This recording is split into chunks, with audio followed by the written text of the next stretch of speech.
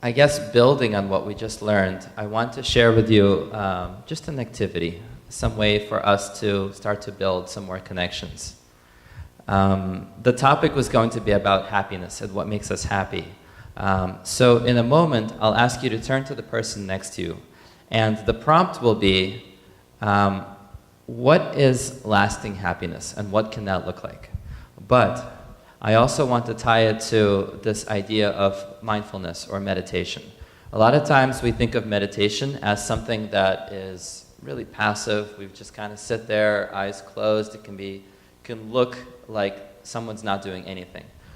I want to challenge you by doing an activity that we do in Compassionate Leaders, which is to say that mindfulness has multiple ways of being practiced. One of those is with eyes closed and stillness. Another way to do it is to be engaged and active and really participatory.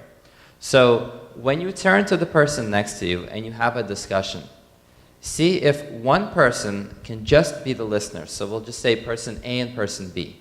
Person A will be the speaker, and person B, your job, and it's going to be pretty challenging because we're not used to this. Person B, your job is simply to listen. You don't have to respond at all. So it's actually, there's no pressure.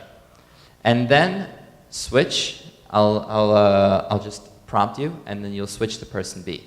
So the prompt is, turn to the person next to you, and what does lasting happiness look like? Or how is that possible?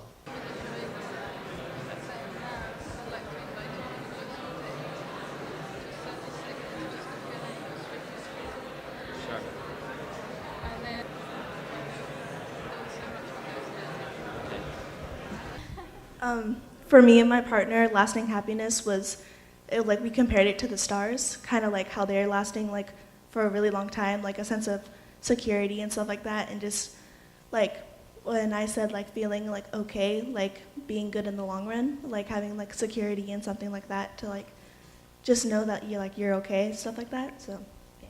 For me, I said that lasting happiness is you don't have to have everything. As long as you're content with your life, as long as you're content and you can be grateful for what you have, then you'll be happy. That's an awesome answer. Contentment's something personally that's really important to me. I try to actually do it as a practice, to practice contentment.